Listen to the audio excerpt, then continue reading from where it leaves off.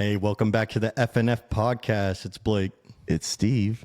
and we got a banger today. We got the movie Moonlight, directed by Barry Jenkins. Loaded cast, won a few awards. Steve, how you feeling on this one? I feel like we're gonna get canceled.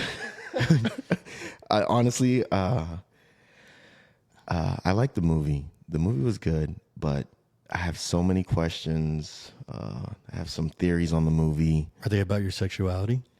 It's about sexuality, all right. But again, I'm just going in with the open mind, the open heart, and I just want people to understand my take on it.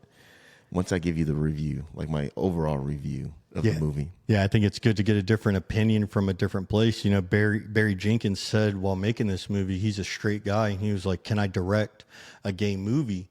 So I think you're bringing in that also perspective from a straight man.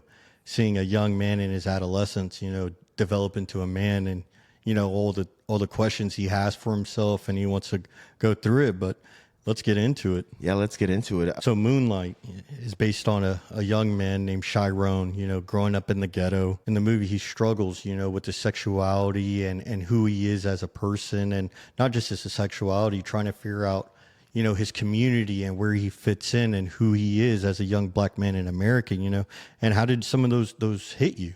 I started connecting with it in terms of him going through this journey of discovery, self-discovery. My issue was just the payoff. I was waiting for this big moment to happen within the movie, and it happened, and my expectations went the other way. Really? Yeah. Just going into the movie, it's three parts: little, Chiron, black. Mm-hmm. Three parts, and each part. I like the fact that it was broken into that way, and I like the fact that we were going on this journey with them, watching this man or this boy become a man in front of our eyes. I love the whole concept of it. Yeah. I didn't think it was a love story the whole time I'm watching this movie, and I did not know this was a love story. I was just waiting for something to happen, and it literally took my expectations and moved it a different way. And I think that's what makes the movie great. You're watching this young man grow, and you see the trials and tribulations, and you don't know where the story's going, and I think that really says a lot about the movie, because that's what the whole movie is about. He doesn't know where he's going, and the viewer, just like the character Chiron, didn't know. And I thought it was great. The reason why I liked how it broke up in three segments is because, have you ever felt like you've lived multiple lives? Yes, different chapters, different seasons. Yeah. Yes, so I could relate to that, because obviously you and myself growing up in a rough part of Houston, a low income area, we've had to deal with a lot of these type of experiences that Little was going through, with bullying, the peer pressure, being exposed to a lot of grown up things at an early age, and having to make that transformation. Okay, do we take this trauma and continue on into our teens, into adulthood? Or because there's some people that end up staying stuck in that type of environment, stuck in that type of mentality. And luckily for you and myself, we were able to have those moments of discovery in our life where we've been challenged, we've had to put on different hats, but we've come out as better men, I think, in my opinion. Yeah, I agree with you, Steve. To build on that, for the viewers, Steve and I grew up together. Your brother is my best friend, and you watched me grow, I watched you grow, and I think there was a lot of forks in our life where we could have just went a different direction. We could have sold drugs. We could have never went to school. We could have done a lot of things. We could have made bad decisions. We could have been in the streets fighting all day, and we just both chose a different life. Your brother and also, we all just chose to move a different way. But I really want to dive into the first segment real quick with Little, mm-hmm. and how that felt, because I relate a lot to Little and the things he went through. How do you feel about Little's overall situation, and with him being just a broke kid in the hood? I could relate to that. I actually love the fact that the movie starts off with the way the movie starts, where they're in the apartment complex and Little's getting chased by his peers. Obviously, they're going to jump him. They're dropping the F word. Anytime there's someone littler or weaker or different in the hood, you're always called a homosexual, right? You're always it's a demeaning term. It's to kind of make boys feel smaller than what they are. So overall, I could relate to what I could see similar situations play out in our lives where things like that were happening. Yeah. And even in the beginning scene, I actually thought this was Houston because a lot of parts of Houston look just like that, where we have the apartment complex and then you have like this random wilderness, trees, all dilapidated, the type of cars they were driving, the type of music they were listening to, even like the do-rags with the golf polos on. I saw all that. I said, okay, this is really, really good. I guess the hood outfit's universal, huh? Well, different areas, right? Yeah. You know, up in New York, it's Timbs and the jackets. Out on the West Coast, you know, it's the white tees and the type of paraphernalia that they wear, gang paraphernalia. So I actually thought this was Houston based, and then as it was going on, I was like, okay, it's based in Florida. Yeah, it takes place in Miami. I agree with you. I mean, you get introduced to Little and Juan. Mm-hmm. You know, Juan kind of takes him in. He's a drug dealer out there, and he's hey, why don't you come with me? And you know, you see Little very hesitant, and I feel for Little, you know, because I've had a lot of role models in my life that, you know, helped shape me, took me under their wing. My mom was a single mom, and, you know, I just always felt Little needed that guidance because he had no male figure in his life, no positive male figure in his life, I should say. You know, there was males all around, but no positive. And I feel like Juan broke free for him and really took him out and physically took him out and was just like, hey, come with me. He took him home. And that's when you know, Little starts building this relationship with Juan, and Juan feeds him, takes care of him, and I thought that was really, really touching. What I felt weird was how reserved Little was. You know, where did that come from? And it makes me wonder, you know, was that just his personality? With the introduction to Little, I think it's just him being picked on a lot, actually physically being little. I think he may have been autistic, in my opinion. Mm-hmm. He may have been his mother while she was pregnant. He could have been like a preemie, not fully developed. Maybe she was doing drugs or something, drinking while she's pregnant. Yeah. And I love the fact that the way they introduce Little is him getting chased by the boys, him hiding in the apartment complex, and then you hear the banging on the door. And I was afraid. Like, this is really good stuff. I was so afraid. I was like, oh my God, what's this man going to do? Is he a predator? Is he going to, you know, do some harm to him? Start ripping down the boards. Exactly. And then when he takes Little, takes him out to eat, I said, oh, these are all red flags to me. Because no grown man or, you know, no adult male normally would just take a random kid, go feed him, and then when they're driving, and then take him to his home and have him spend the night.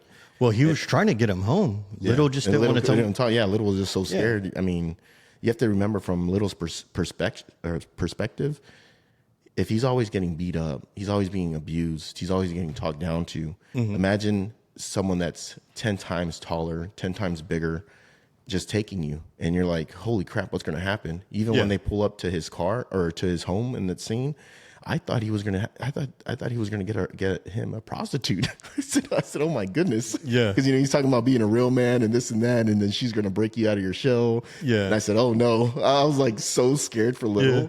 I'm like, oh no, this is and even with the camera angles where we're in the back seat, the way it's filmed with like not a steady cam, but like a handheld camera, that angles. Free. Yeah, that freestyle. I was like, okay, we're seeing that as a perspective of an angel or something. I'm like hoping that we're here to protect them. But I was going on this journey from the very beginning, and it was exciting. I was excited. I'm like, okay, where's this going? Where's this going? And the whole time I'm just hesitant. I'm fearful. So I think the director did a great job with establishing that you're not going to expect something's going to happen, and you're not going to know what's going to happen next. Yeah. I think you made good points. I mean, growing up in a rough area, you know, it's kind of survival of the fittest. You know, you either find your pack or you stand alone. And I think we've all been in situations where we all had to stand alone. And I think Little finally found his pack and Juan, you know, and Juan took him under his wing, you know, and I think that was a good example of when they were at the beach, put him in the car and they went to the beach. Teaches them how to swim. It was basically day one of meeting him. It was literally like, he was just like, let's go swim, you know? And I thought that was awesome. This is where you learn Juan is from actually Cuba. And you learn how Juan himself had to become a chameleon also and find his place in the black community to fit in or to, make his own way. And I think that's what he's trying to teach Little. You gotta find your place. You gotta find who you are and make it work for you. And I think, Juan was, spitting a lot of black knowledge to him, like, hey, you're a black man and this is how it's gonna be. You either sink or swim, literally while they're swimming, Yeah. Teach him how to swim, And I thought that was just really powerful. You just saw Juan, taking care of him, even his girlfriend, saying, I'll feed you, I'll take care of you, you're safe here. I thought that was great from them. One thing I found fascinating is where Juan, right? Yeah. Is teaching Little about empowerment. I mean, I love that. He's establishing a foundation, making sure that he understands that there's something better to strive for. You can be greater than what you are. And at the same time, Little's dealing with the realities of going and getting bullied at school. And one thing that was kind of surprising to me is one of the scenes where Little's walking into, I guess it must have been like a closet or something. All the kids there were measuring their penises. Yeah. The boys. Yeah. And I thought, honestly, I was like, yeah, this seems believable, because one of the stereotypes, like in the African American community, is that they're over sexualized, it's over violence, everything's like to the max. Like if they dance, you get a bad stereotype of that stuff. Yeah, bad stereotype. Like they just can't. It's a very, very negative stereotype. So I think that started fitting in with what I was witnessing, even to the point where the kids are all playing tackle the man with the ball. Mm-hmm. They're all hitting each other. And one of his peers is telling him, like, hey, Little, you have to stand up for yourself. You have to, you have to kind of go with the flow, because if you're not with the pack, then you're going to be singled out, and that's going to make your life 10 times worse. Yeah, he even says, you can't be a bitch, dude. You got to stand up for yourself. And he makes him fight him, like, show me you're not a bitch, dude. But I think Little's strong in a different way. You see Little boiling his own water, taking himself a bath, taking care of himself. So there's different levels of strength, and I think Little just has a different strength that people aren't seeing. You see this warrior in him, like, I'm not giving up. You see him well dressed, he's dressing himself, and I think that just goes to the warrior mentality.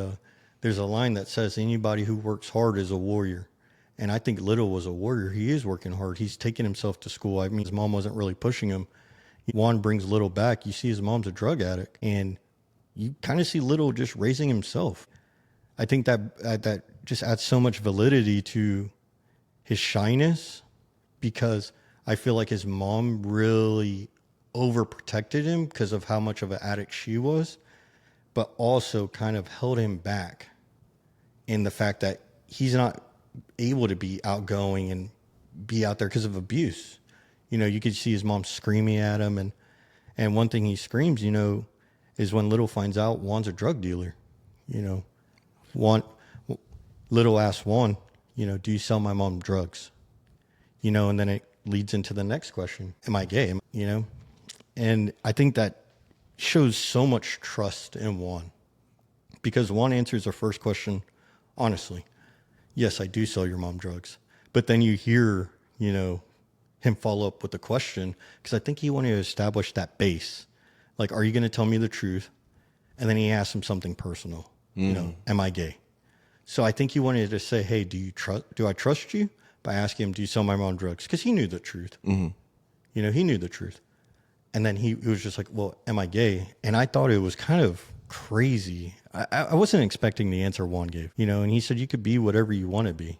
When you grow, you'll start making decisions. And I genuinely didn't expect that response. I thought, he was going to get the response like, oh, you should never be gay. So turn away from that. I agree with you 100%. I thought his response was like, no, you're a man. Men shouldn't be with other men. Men are only for women. Yeah. And this whole time while I'm watching the movie, I'm thinking, okay, is Little a football player where he's gonna go through all these issues, all this trauma, and then ironically become the bigger kid as he grows older? Yeah. I was so confused. So I don't know where this movie's leading me. At any moment, did you think Little was gay? That's what I was going to ask you at the end of the interview, but I want to talk about it now. Okay, yeah. I watched the movie, and I was trying, because I knew how it ended. I've watched it previously, but I asked myself, did I know he was gay? And the answer is no. I don't want to say every kid, but every kid wonders what homosexuality is, and is, well, could I be that?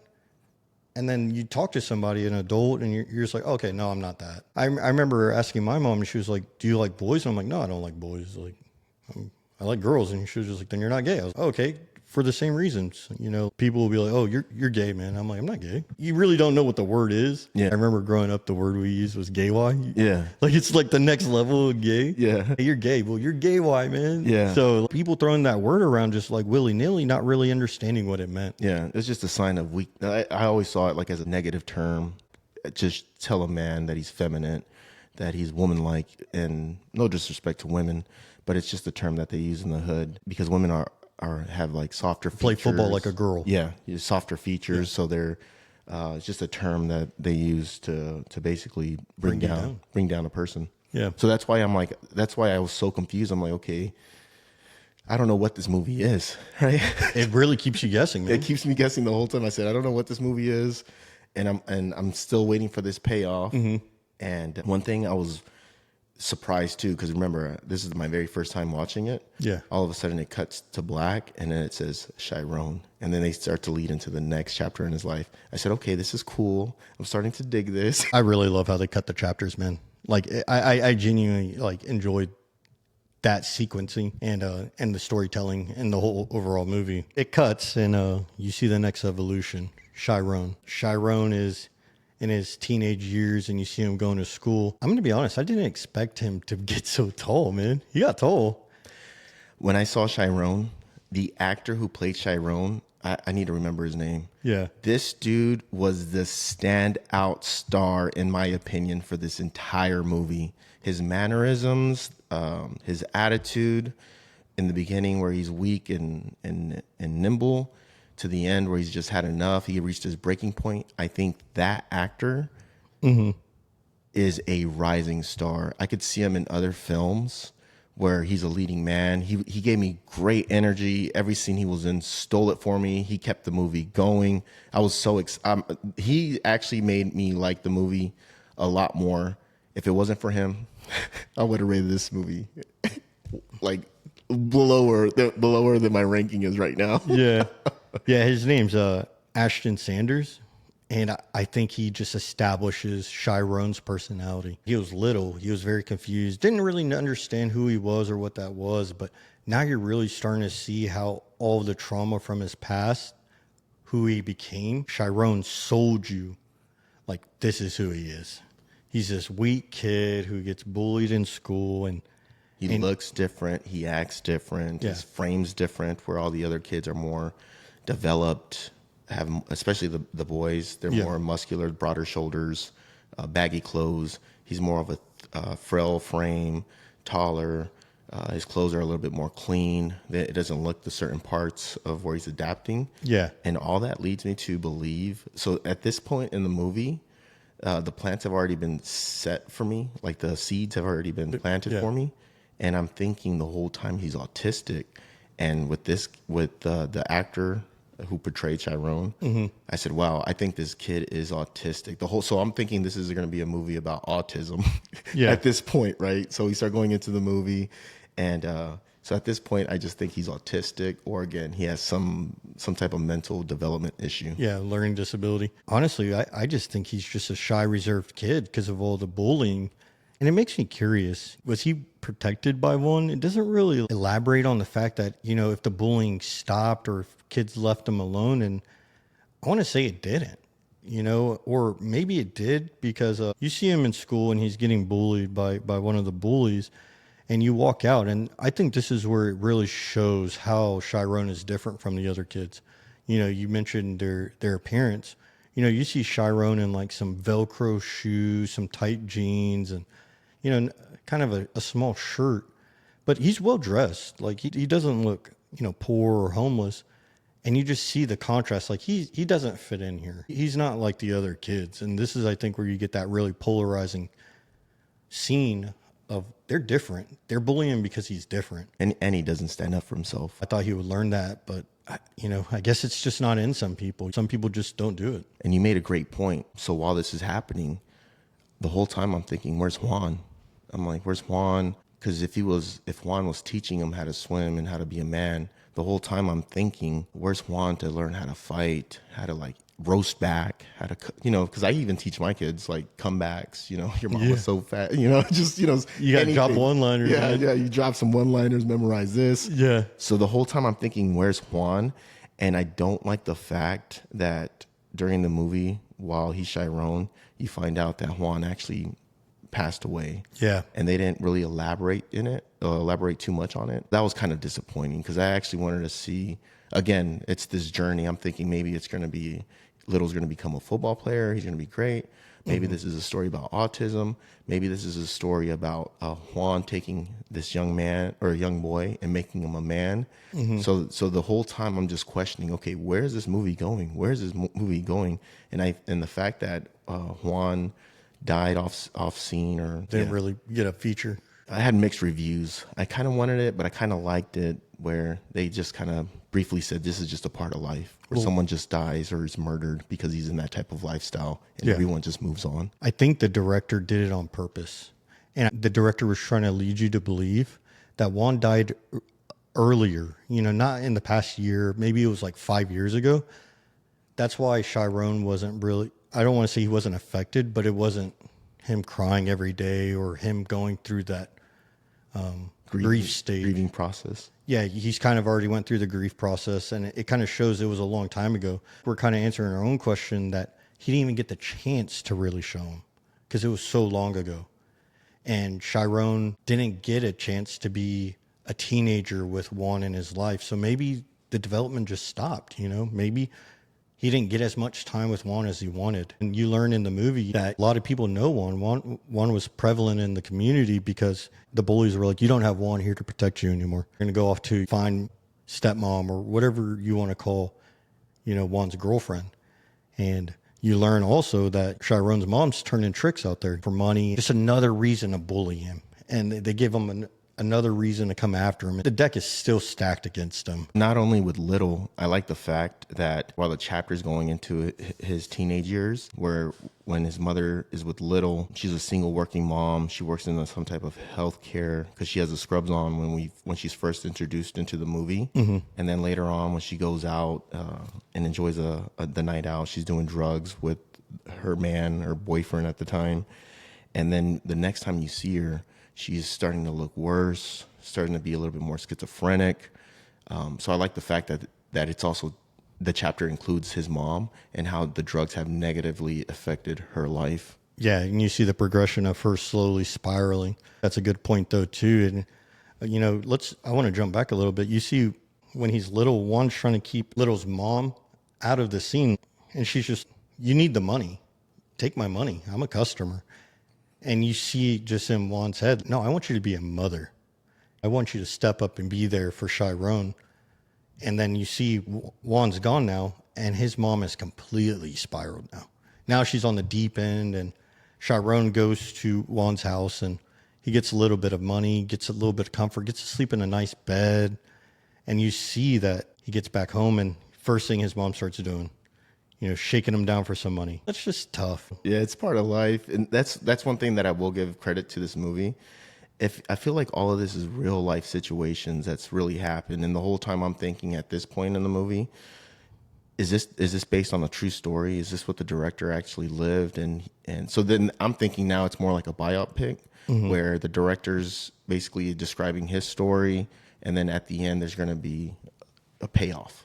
Yeah. So the whole time I'm still on this journey. You think he's just going to get like a contract, or he's going to get a scholarship? Yeah, something happens, right? And something good happens out of all this pain and suffering that he's going through. Yeah. But the crazy part is while this is all happening, it's still trauma. It's still pain. It's still suffering. And I feel like there was a lot of predators in this movie because not only with Kevin bullying Chiron.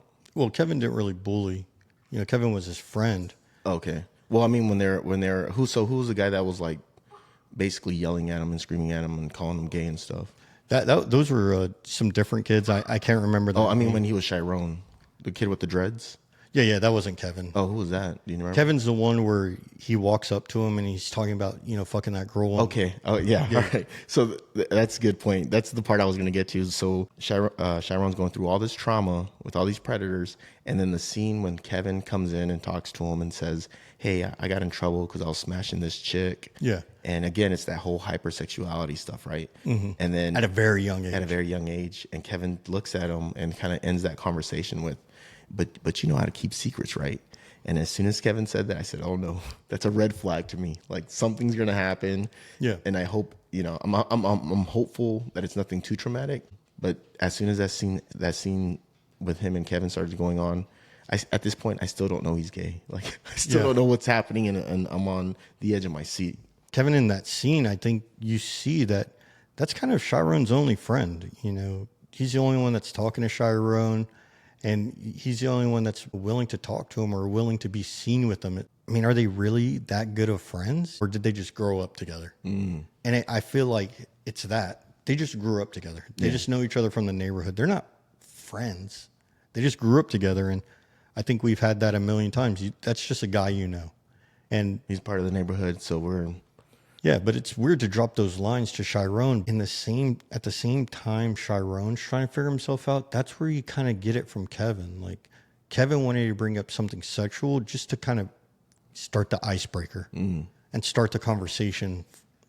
And then that's when, Kevin asked, like, can you keep a secret? Or you know how to keep secrets. Or you know how to keep a secret. Yeah. So he's kind of set the tone of the conversation and then asked him a very hard question. Yeah. And it does affect him because later that night, what happens? Chiron's sleeping and he has a dream that Kevin's having sex with. He's just kind of watching, He's watching. And then the next big scene, Kevin comes to school and he meets with a bully. They go to the beach first. No. They meet. Oh, yeah. Yeah. They go to the beach first. Oh, yeah. So Chiron walks off. Yeah. From the bully, they're in the street, and that's when that bully was talking, and he just rode the train all night and went to the beach, which is a true story. That's actually so. A lot of our listeners out there, a lot of homeless teens, a lot of people in poverty, they will take the L trains. Even here in Houston, they'll take the Metro light rail and they'll just ride it up and down just to sleep. Mm-hmm. Yeah, just for some cool air. Yeah, because it's hot. It's hot out here, man. But yeah, you're right. I had my timeline wrong. Yeah. So Chiron breaks off and goes to the beach, and who does he run into? Kevin. Yeah. And this is where I think the movie really takes a turn for everybody. Yes. Okay. Let's get so Moonlight. Right. This is where I'm like, what the your hell energy's is going here. On? Yeah. You're up. Yeah. Okay. Moonlight. The moon, the beach, the night scene. They're sitting there, and I said, okay, is this what the movie's about? Because the whole time I'm confused. They're sitting on the beach, and then he pulls out a blunt. Kevin pulls out a blunt, starts smoking it. Yeah. And then he gives it to Chiron. And I'm like, okay, he's getting him high. I said, oh no. Like I knew something was going to happen, right? I didn't know Chiron got down like that, honestly. And the fact. But Chiron says, like, dude, my mom's a drug addict, man. All this kind of drugs are around me. So Right. So I didn't know he got down like that. I think he may have been lying too, right? Trying to play it up like, oh, he's just used to it being around him. He's probably used to the smell, the aroma. But I don't think he actually got high. I think this may have been his first one. Okay. This is my opinion, where he actually wants to be like, all right, Kevin, you're my boy. I'm going to smoke with you, this and that. So they smoke, right? So then Kevin goes over, kisses Chiron. And I said, oh no. I said, is Chiron going to fight back, this and that? But it felt like, at that moment, it felt like, in my opinion, this is just my opinion, I felt like Chiron was just so not used to love. He was just getting abused all the time that it could have been anybody. I think it could have been, if you switch Kevin with Karen, if that person was a Karen and did the same thing to him, he would have liked women. I think he would have allowed it to happen because he just wanted that connection, a loving moment. And then it went from them kissing to him getting a hand job. And I said, okay. Like this whole time, this is like the most surprising moment for me. This is where I woke up. You texted me, you're like, Blake. Yeah, I said, what is going on? It just came so far out of left field that I'm like, what the hell is this now? Is this Moonlight? They're getting a hand job underneath the moon, but so that part, I'm like completely shocked. Obviously now I'm like, my whole energy's changed, right? And so I guess the director did a good job, right, of having me feel this type of energy from that specific scene. The movie does a great job. You feel the movie, you feel the character. And just as much as you were uncomfortable, and I don't want to say you were uncomfortable in the fact that it was homosexuality, but you're just seeing someone in an intimate moment. Chiron felt the same exact way. It's his first homosexual experience. It's his first sexual experience, period. Exactly. So just as you felt like, whoa, what the heck? I think Chiron felt the same way. And I think that's what the director really wanted to show you. He's a young kid. Homosexual is not a common thing in the hood. So it's just this whole new experience. And the audience and Chiron are going through it for the first time. And you're like, damn, like, you know, is this who he is? But you still see Chiron basically confused. Like, he's still confused after the whole scene. After it's all over, it seems like, you know, Chiron gets out of the car. I kind of thought, like, you know, are they supposed to kiss now? Are they dating? Like, no, genuinely, because I'm like, you know, what does this mean? And genuinely, I felt like it was Kevin's first time too. It was almost like, let me just put my foot in the water. And it felt like a booty call. All right, you know, see you at school. So what was your first reaction? So when they kiss, what was your first reaction when they're being physical? Did you see this coming? Because I did not see it coming. That's where the question came. Like, did I see this as little? Because you see them standing next to each other playing football and they wrestle. And I'm like, did I feel this coming then? And I told myself, no, I never saw it coming. So I'm like, okay, but now I know how it's going. Is that what the director was trying to show me?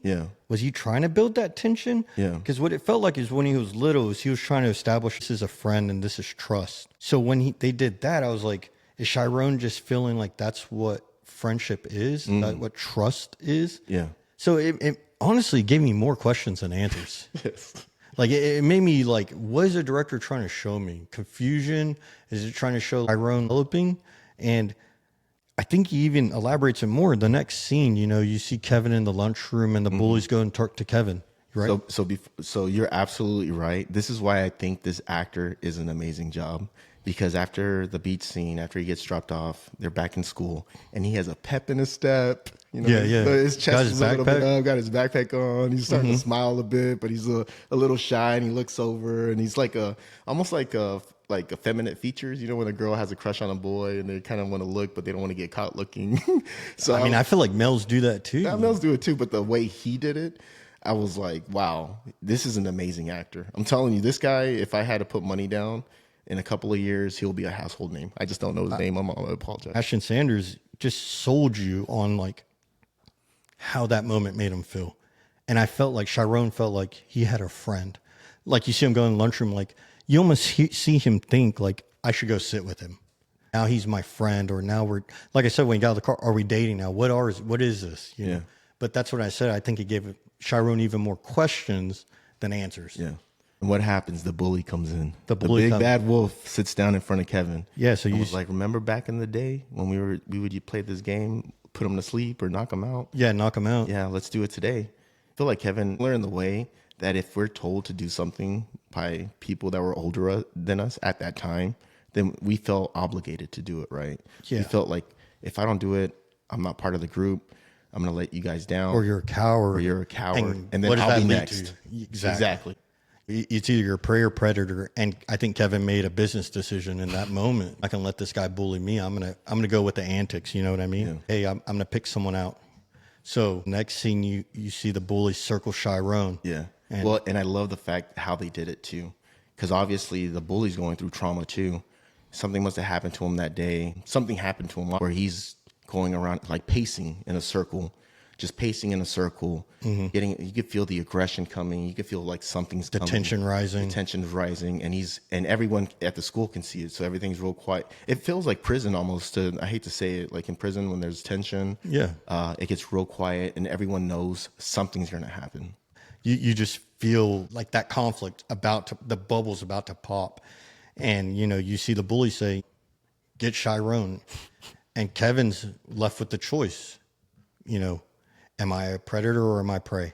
And he makes, like I said, a business decision and beats up Chiron. And you see Chiron before he gets hit. What are you going to do? What did last night or, the night, that day at the beach, night at the beach mean to you? I think Chiron honestly thought he was going to say no. Oh, really? Yeah. And just, I thought Kevin was going to stand up for him. I really thought. Yeah. I really thought he was going to be like, no, I'm not hitting him. I really thought so, man. I really was rooting for it. Because like I said, you've only seen one, a couple of people in Chiron's life really have his back. And I thought Kevin was going to be like, nah, that's my boy. I'm not doing that. But that's not what happened at all. I knew it was coming. I said, if this movie is the way it's going, where a lot of this stuff feels very real, raw, I knew. I was like, yeah, he's gonna. And I was surprised. I thought he was gonna knock him out, to be honest, like one hitter quitter. But no, he hit him, and it took a lot of courage for Chiron to stand back up and say, do it again, right? Do it again, to the point where the third time he falls, then everyone jumps him. And the person who played Kevin, the actor did a good job, and you could feel he was remorse. He had that. He didn't want to do it, but it's like something he felt that guilt. Yeah. Chiron, getting knocked out, and you see when Kevin was loading up for that punch, the betrayal in Chiron's eyes, man. You saw him just like, man, dude, I thought you were different, and I felt so bad, man. I felt so bad for Chiron. Have you ever been put in a situation like that, where you've had to be physical or anything like that? Physical in the sense of like fighting or just part of it? The military. You stand up for yourself, you fight. As a young adult, like growing up in the hood, I only fought when I had to, honestly. Mm-hmm. I didn't really get in a lot of fights. The most fights I ever got in were standing up for people, honestly. Oh, so that's why you thought Kevin was going to stand up for him. Yeah, I remember fighting like 4 or 5 times in high school. And they were all in football for bullying somebody. And I just don't tolerate bullying. Can't say the same. If they were telling me to do something, I was like, all right, screw it. If we're picking on someone, I'm like, okay. Like, unfortunately, right? I was like, I was more of like the go with the flow. So I knew what Kevin was going through, and I'm like, if Kevin had to do what he had to do. Yeah, there's that line, there's sheep, there's shepherds, and there's wolves, and which one are you? Yeah. And I'm not saying I'm the best shepherd, but I try to be. Yeah. I don't see the need to hurt somebody for no reason, but I'll put them paws on you. I'll put them paws on you if I have to. So after that happens, I'm thinking, oh my God, he's hit the breaking point. Chiron, he's gonna go get a gun. He's gonna shoot up the school. Ooh. Is this gonna be a movie about school shooting? This is what I thought, right? Man, you're going through it, dude. Yeah, because I had no idea where this movie was taking me. Yeah. And so I'm still confused at this point. I'm like, okay, this is a good story, but what's going to happen next? Is he obviously there has to be a repercussion, right? Like a reaction to this extreme event that happened to him where, the first person that's ever showed him affection, showed him love, has at the same time, within 24 hours, the biggest betrayal, man. Beats him and just shows his true colors. Yeah. So this is where I'm like, okay, what's going to happen? And the scene opens up. And again, this actor for Chiron's with the shits, huh? I said, oh man, this is good. Like the way he's really aggressive. He was just locked in. He had his mission, bro. He had his mission. He was on the shits. And this actor did a great job of all of a sudden I believed him. I said, wow, he's had enough and he's going to do something. He's going to do something violent. Yeah. And that's where you see, Chiron walks into school, power walking, man, like focused, dude. He was in it. And you see him grab that chair and, man, smack the piss out of that dude, man. And I liked it, man. I liked it too. I appreciated him so fucking much standing up for himself. I was like, yeah, dude. Yeah. Beat his ass. Like, I wanted him to put a couple of hits on him, dude. Beat his ass, dude. Because I felt like, dude, that's what you got to do, man. Yeah. Somebody's messing with you, beat the hell out of him. Yeah. And I'm not going to lie.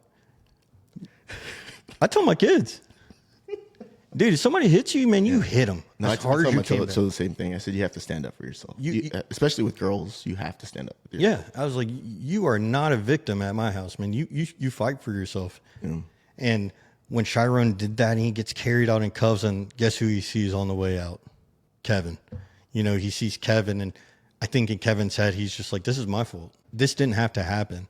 Now Chiron is another statistic. A young black man going to jail for a violent crime. So this is my part too. I was confused.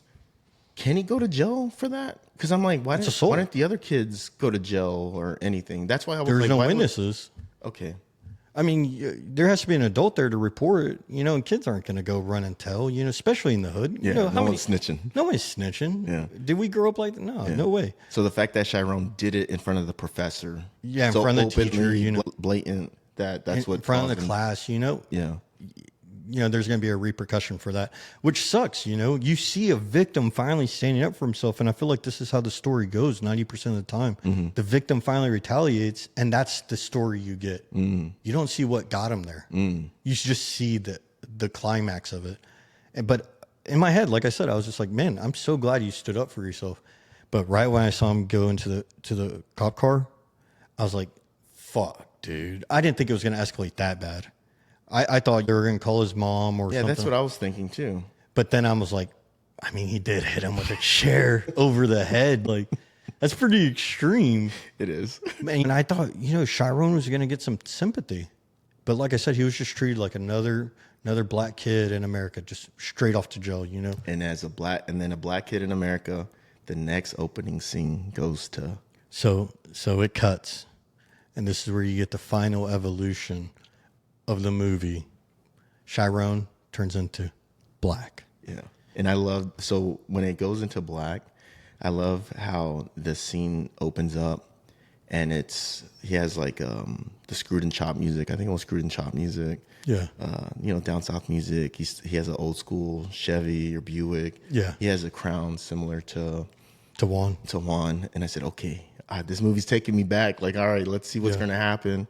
And then when you first see him, I think that actor did a great job as well. But when you first see him, he has the do-rag just like Juan. He's a little bit more muscular, just like Juan was, taking care of himself.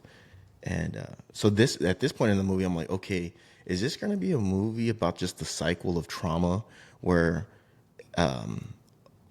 Black's going to go through similar issues that Juan did and then end up being another statistic, but in terms of death, right? Selling drugs and then dying from that. That's where I'm thinking the movie's going to go. Yeah, this endless cycle. This cycle. Yeah, you see Black pull up in Florida, they call them donks. Donks? Yeah. Here we call them slabs, right? Yeah, we got slabs down here in Houston, but they call them donks down there in Florida. You see Chiron riding in his donk. I'm happy for him. Yeah. It feels like, he's changed who he was, like we thought he was the whole movie. Mm-hmm. He's finally becoming that muscular, standing up for himself. He's running a crew. Yeah. You find out he's trapping, but that's what he knows. Right. That's all he knows. He gets out of jail. You learn in the movie that his mom, and him move up to Atlanta. And when he gets out of jail, they stay in Atlanta and he's trapping. I just thought, like, that's literally how the cycle is. When your whole adolescence is taken away from you, you get out, you just go back what you know. And what was he raised around? Trapping. Juan was a trapper, and he admired Juan. He loved Juan, and that's exactly what he dove into. But what took me for a loop is how he started picking on people, and he was picking on them like, hey, you're short, man, you're short. One of his dealers said, hey, you're short. But then he's joking with them. Yeah. He's joking. So you see that compassion that he differs from other people. He's showing compassion. He's not really trying to hurt people. He's just kind of picking fun, and you see that compassion from him.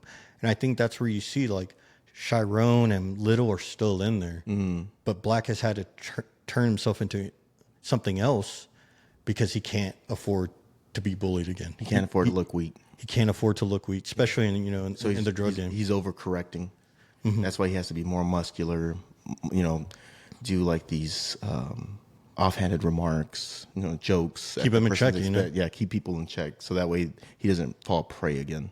How did you feel about the scene where he goes to visit his mom who's in rehab? I thought that was a heavy scene. I felt a lot of, Chiron's doing the right thing. I should say Black is doing the right thing and taking care of his mom, getting her some help, getting her into rehab.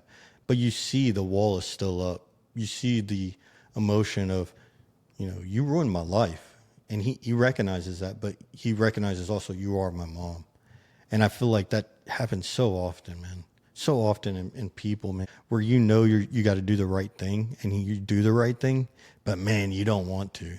Chiron's mom's trying to tell him like, hey, I love you. I know you don't love me, but you're going to know I love you. And you just could tell he doesn't believe it. The first time he thought he had love, Juan dies. The second time, the guy beats him up. He's just like, you don't love me. And I don't know what love is. She's trying to preach it to him like, hey, I do love you. I do love you. I made a lot of mistakes and you see her admit it, but he's hurting. Oh, yeah, definitely hurting. And, she's hurting too. Like, now that she's sober and reflecting back on everything, she basically wasted her life, and then she damaged her son's life in the process because she wasn't like the strong mother that she needed to be. Mm-hmm. So I could see a lot of a lot of pain and suffering from both the actors. To caveat on that, just imagine the person who's supposed to be there for you. It's just constantly betraying you, stealing money from you, abusing you. And the whole movie, you just see his mom never there. And how does that shape you as a person? What kind of person would you be? If that happened to me? Yeah. I think to a certain extent, it kind of happened to me because I'm from a single mother too, where I was hyper independent. So now to this day, one of the issues that I struggle with is showing like weakness. Yeah. I don't know. It just makes me uncomfortable. It makes me uncomfortable when people are they're suffering or suffering with things internally. Like, it makes me uncomfortable because I'm like, if I could do it and I could bring myself up, then why can't you do it? Like, why are you still so weak? And I asked that question because I'm the same. And that's why I wanted to bring it back to Black is Black doesn't have a lot of sympathy. Right. He's self-made as hell. Me being similar to you is I don't have a lot of sympathy either. So that's why I related in that scene so much. Like, Black is saying like, I'm the man. I got us here. I made it here. I'm trapping. I got a thing. And that's why I was like, let's go. And I was excited, bro. I was excited. That's I'm not what I'm gonna lie. saying, I said, hell dude. yeah, where is this movie going? Dude, like, yeah. I was excited for him. I was happy for him. I'm like, damn. You're finally rooting for him. Yeah. You're like hell yeah, man. And I thought he was going to have a bunch of baddies. Dude, just like Juan. I thought he was going to have like... I thought he was going to walk into his house and it was just going to be hoes. Yeah, that's what I thought. That's what exactly what I thought girls were going to be blowing him up. Yeah. And he's not that. No, he gets a phone call. He gets a phone call. Dude, it throws me again. And I'm like, bro, like, where the girl, and I guess that's winning to some people, but I just thought like, he was going to have a girl with him similar to Juan. Yeah. He was going to get this girl and he was going to start, changing his life, like getting a house and stuff like that. But then he gets a call, the infamous call from Kevin. What'd you think about that phone call? I was like, okay. I was like, it's kind of weird, but it's not surprising. I'm like, sometimes some people do certain things when they're younger that they regret, and maybe Kevin's been holding on to it for so long that he's calling him just to apologize, just to kind of correct a wrong. Yeah. That's what I thought was going to happen, and he asked him to come visit him. What did you think about the phone call? Dude, I thought I relate to a phone call from an old friend or making that call. Because there's a lot of things I regret in my life. And sometimes you sit there and ponder and you're looking for that closure as a victim or as the person who's caused someone pain, whether it be a past relationship or a friendship that kind of dwindled out. And I thought that's what it was. Me too. I thought Kevin was just looking for closure and finally saying, you know what, I wronged you. And I felt like that's what it was, just an olive branch. And when he answered the phone and hung up, I thought that was just going to be the end of that. I thought that was the end of the storyline, and you see that like Chiron's like, I've moved on. Yeah. I'm black now. I'm not Chiron. Right. And I thought that's where it was going to go. And then he was going to get killed or something. That's what I thought. Golly. Like I literally thought it was going to be like a story about a cycle where we saw Juan, right? Juan said he had issues with his mother when he was telling Little. Mm-hmm. He said, me and my mom, we had issues. And then when he was selling drugs and Juan realizes like, puts his head down, like, this is the man I became, someone that sells drugs. And then with Black, I thought the same thing. I thought Black, he was starting to realize like, I sell drugs. This is the type of, I literally thought it was going to be a cycle. Like, I'm as successful and hardworking as Juan was. And then the way Juan died would be the way I would die. Yeah. Just beat by beat, right? Yeah. Just same story, different, or same type, different font. That endless cycle, you know. Yeah. Black gets a call from Kevin, and you see him start making the road trip, which I did not see happening. What did you think when he got in the car and you saw him driving? I thought he was going to go talk to him like, all right, like a man. He said, all right, you called me over the phone. That took a lot of courage, this and that. I'm going to go over there and I'm going to pull up on you and I'm going to say, you know, face to face, like, okay, thank you or whatever. That's what I thought. Yeah, you see him get into the restaurant and, you know, you see Black fill out the place. And What'd you think when you first saw Kevin? I didn't expect Kevin to look like that.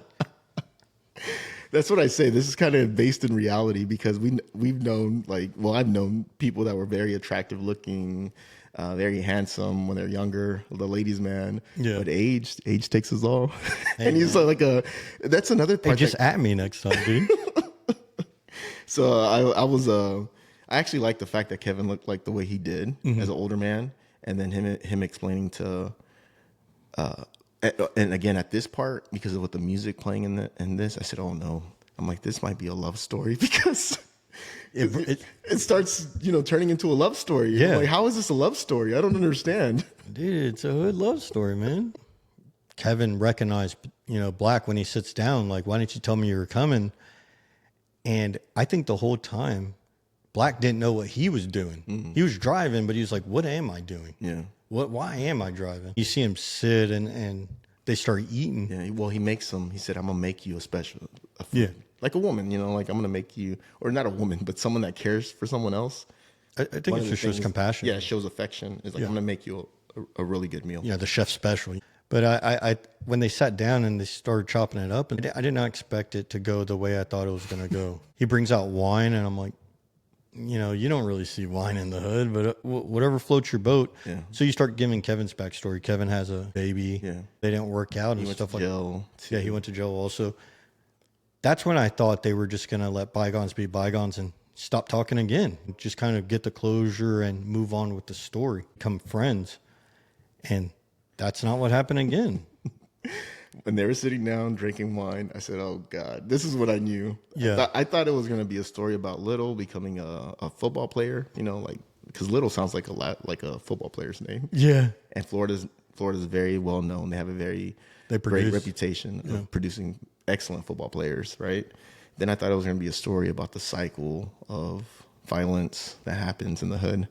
But then at this point in the movie, just the way they're talking to each other, the way Kevin still has that little light in his eye. Yes. Oh, no. I said this is a love story. Well, I knew it was a love story when he was just like, what song reminded you of me? And he turned it on. I was like, what the heck is this song, man? I didn't know what song to expect. Yeah. But I was not expecting this love song saying I miss you and I'm thinking about you. And so they are gay. And that's when like I was sold. Okay, they are in love. The whole time I just thought it was just a thing. But then you start learning Kevin really misses Black. Kevin genuinely thought about Black a lot. And you learn Black didn't give a damn about Kevin. And Black didn't really think about it till the phone call. Yeah. Black put it all behind him. And they go back to his place. Yeah, and they go back to his place and you see Black, ask him, why'd you call? Why'd you call me? Kevin really didn't give him an answer. I just wanted to talk, I just wanted to catch up. And Black tells him too, like, you're the only person I've been with. Yeah, and that really, I'm not even kidding you. This is the end of the movie now, and you see, Black really be vulnerable in this moment. You haven't seen him be vulnerable like this since there's basically 3 scenes of where you see Black vulnerable or Chiron vulnerable. Once is when he was asking Juan if he's gay. The second one is the beach scene, and this is the third. You see Chiron just tell him, I've never been with someone since you. And that makes me think, Chiron learned the lesson that Juan was trying to teach him when Kevin finally hit him like, you got to stand up for yourself. And Chiron took it to heart, man. He was just like, nobody's going to hurt me again. And you saw him, get swolled up. But how did that make you feel, man? The pain. The pain. This is where I have said, okay, this movie is about a person with autism. Again? I promise you, this has solidified everything for me. Really? This is a story about a kid with autism who's in the hood. There's many scenes where it's just showing me that he has autism. And I think and he's asexual. When he said, "You're the only person that I've ever been with like that," I took it as he's just asexual, because a lot of people, and I'm not a doctor, I'm not anything like that. It just makes me think that. Side note for the audience: Steve is not a doctor. I'm not a doctor. Again, I'm only speculating, right? Yeah. Maybe it's a different term. Maybe I'm using autism too loosely. But there's something. We could just say spectrum. Yeah, he's on the a spectrum. Yeah. And this movie, in my opinion, he was not gay. That he was just his sexual awakening happened by. And that just kind of set him on a path. And then Kevin that's his boyfriend now. Like Animal's imprint.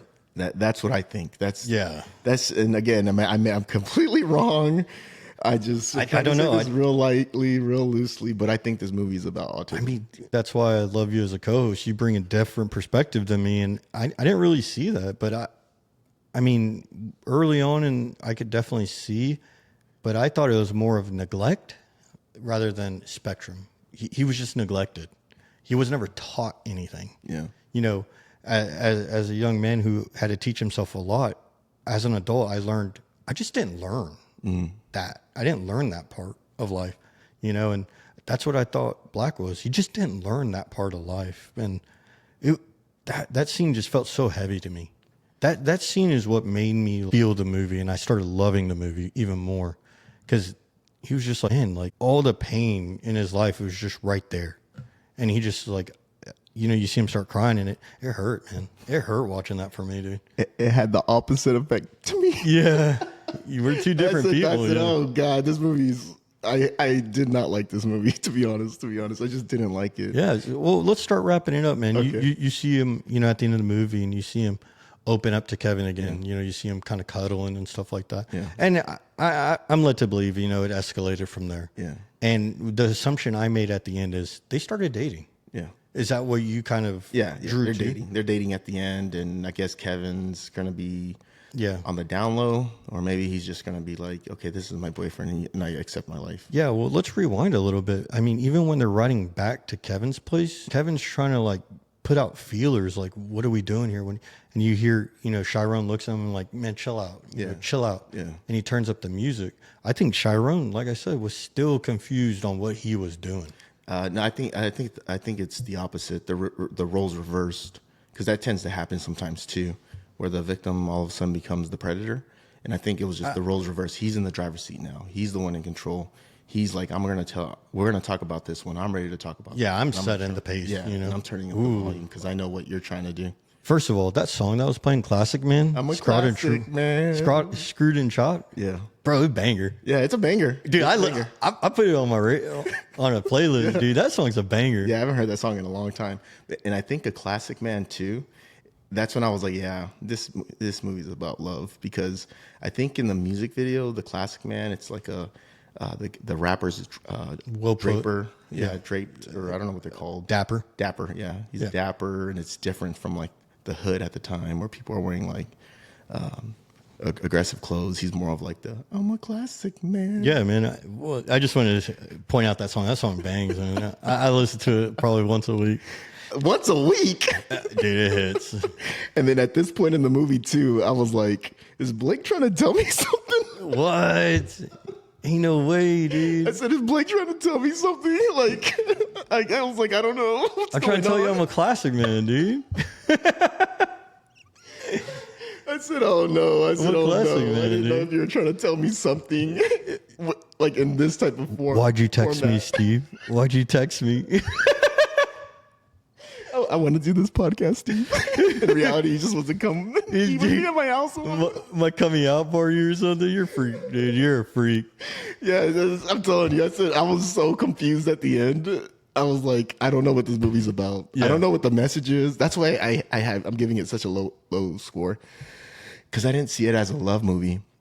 I don't know what the message was. I don't know what this movie was trying to tell me. I don't know. And I'm Yeah. a simple man. I'm a simple man. Well, think about it. You and I shot an episode of Train Spotting. Yeah. What was the message? How drugs could negatively affect your life. There was no message. It was just the story of someone's life. Yeah.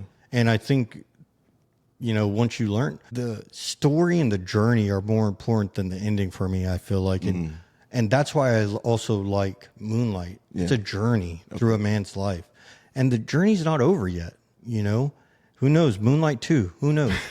But that's why I like it, because it doesn't give you an ending. Yeah. But it gives you you've lived a bunch of different lives. And that's why I liked it. It just took you through this trauma and how you could still, be a decent person with trauma. And, whether you like it or not, trapper or not, I think Chiron was a good person. Oh, yeah. Like I said, he was checking his dealer, but he's not roughing people up. Just like Black. Black was a good person. He found a kid on the street. Juan. Fed him. I'm sorry, Juan. Yeah. He found a kid on the street, fed him. He was a good person. Yeah. That happened to sell drugs. Yeah, exactly. And that's what I liked about it, man, is, I don't know, maybe I'm having a therapy session right now, but like I said, I've wronged people in my life, from family to friends to exes, and I'm like, but I'm still a good person, and I feel like I'm still a good person. I've never assaulted anybody or anything like that. Words are strong. I've burned some bridges, and that's what I relate to, because Black, you see him, a lot of words are used on him, and that's what I saw, is just a lot of pain and coming out on the other side. Because I feel like Black made it. He's made, like I say, he got a dunk. He's cruising I don't know around. what a dunk is. He got the old school. He's cruising around. Yeah. And that's why he impacted me so much. That he's reached the level of success that he aspired to. Yeah, He became the man. the hood rich. Yeah, he became essentially the father figure that was in his life. Well, so what's the rating for it? Oh my God, I'm gonna give it a 4. To be 4? honest, maybe even lower, a 3. Just because the way I see it, the signs to me that he was on the spectrum was the loud noises in the beginning when he goes into the apartment complex and Juan's banging on the door. The volume is a little bit extra high. When his mother's yelling at him, the volume is extra high. The fact that he doesn't have social skills. He doesn't pick up on social cues well. In high school, he couldn't look people in the eye. I mean, even in Black, he couldn't do it. Yeah, he was looking down.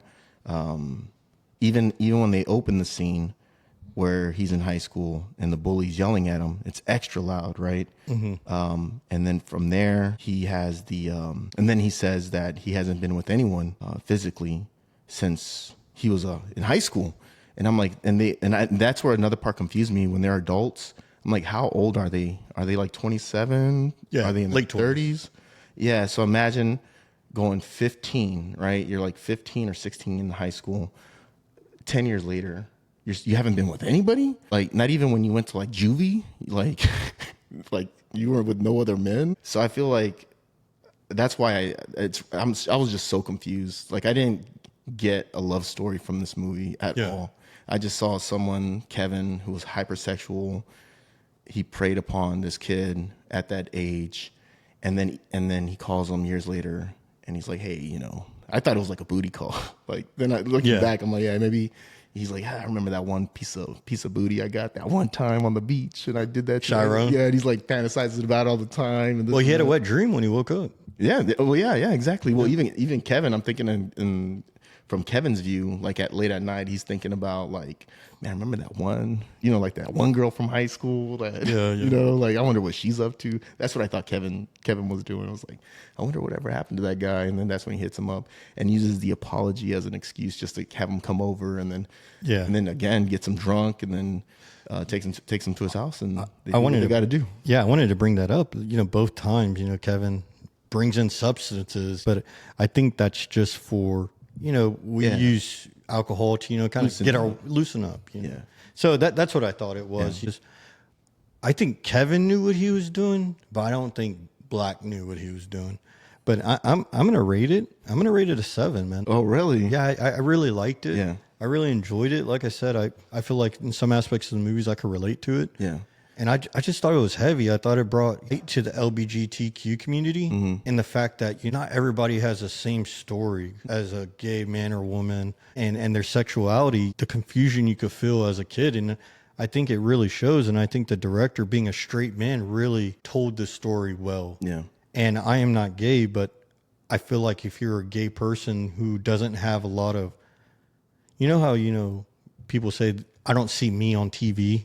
People have that I don't see me on. I think this shows like if you're someone from the hood and gay, yeah, that you could see yourself within this character. Yeah, you could find yourself, and I think the director did a really good job. I give it a 7. I thought the director did a great job leaving it up to the audience to decide how Chiron and Kevin left off. And I like those kind of stories, especially with stories like this, someone's life. You don't have to tell the whole story to tell a story. Right. So that's why I enjoyed it. So have you ever seen Precious?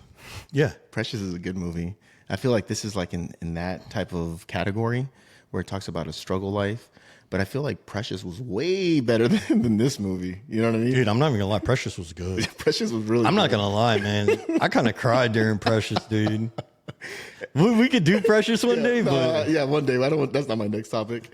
And then another issue I had, another reason I rated it so low, I felt like a lot of these actors were very good, very, very good. But I felt at times they were cosplaying. I felt like the girl, Juan's girlfriend, she was too pretty, in my opinion. And I felt like she wasn't really from Florida. I got more of like a California vibe. I felt like they could have done a better job, not in terms of acting, but with the mother, in terms of the wardrobe.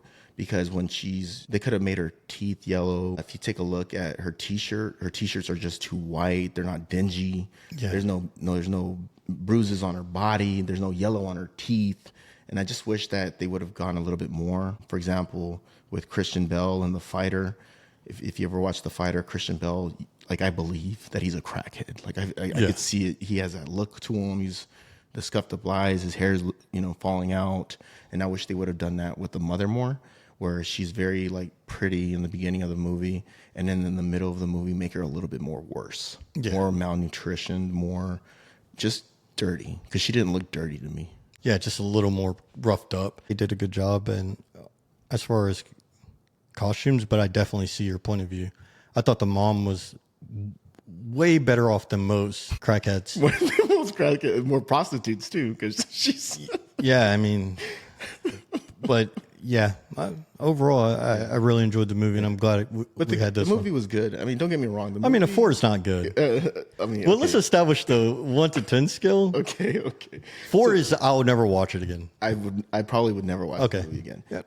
But I love the fact that it's different. I've never seen a movie like this, and that's one thing that all my listeners out there, I always say this: I like originality. Yeah, I like originality, even if it's bad. At least it's different, because sometimes I'm just tired of watching the same thing.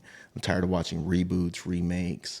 So the fact that this was different was refreshing. I think my problem is maybe I should have read on it first, because I was going through this journey just confused. I didn't know it was a love story. I thought it was going to be, I don't know what it was going to be, like a story of trauma. I think for the next movie you pick, I'm at least going to read one sentence before I go into it, because I was completely lost. Yeah. This entire movie, I was completely lost.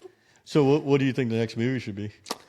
Oh man, so it's crazy because my original next movie was going to be a gay movie. It's called Pride, but then you picked this one. I said, "Oh man, you beat me to the punch." Yeah, and that's a really good movie. Pride is a really good movie. Man, I feel like is it an old one? It's honestly, I don't know when it came out, because I saw it on a plane one time traveling. I think I was traveling, like it was one of those flights. And I saw it on a plane, and I watched it, and it stuck to me. And I said, wow, this was a really, really good movie, and no one's ever heard of it. But I can't pick it now. All right, so which one do you want to do? So I was debating, and I'm like, I want you to see something different. And this movie, for whatever reason, just sticks to me all the time. I like this movie. It's low budget. It was an independent movie. So I'll send you some links where you can watch it. Okay. But the movie's called Primer. Primer. Yes. Okay. It's a sci-fi movie about time travel. I don't watch many sci-fi movies, so this one's gonna be good. Yeah. Well, I appreciate all the listeners tuning in. please like and subscribe. We opened up a Discord channel. If y'all want to drop more in the comments or in the Discord channel, feel free to join and keep the conversation going. Anything for you? Yeah, just don't cancel me. I'm open-minded. This is just what I thought of the movie. Yeah, definitely. Yeah, and yeah, everything that Blake said, please follow us. We love the feedback, and we engage with our viewers. So we appreciate your time watching this, and I appreciate your time. I appreciate what we do, just watching these movies. Yeah, I enjoy these with you, man. All right, see y'all next week.